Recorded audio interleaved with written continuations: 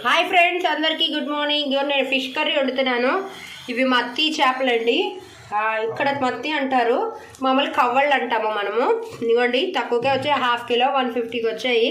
First onions వేసుకొని fry చేసుకున్నాను. తర్వాత కరివేపాకు, పచ్చిమిరపకాయలు వేసుకున్నాను.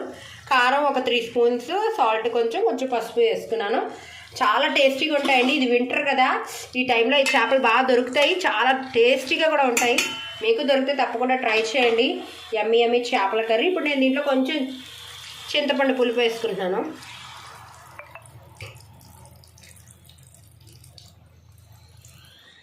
చాలా బాగుంటుందండి, తప్పకుండా ట్రై చేయండి.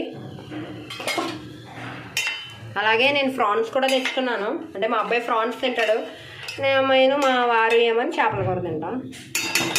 దీంట్లో కొంచెం అల్లం వెల్లుల్లి పేస్ట్ వేసుకుంటే యమ్మీ యమ్మీ చేపల కూర ready. Please like and subscribe my channel.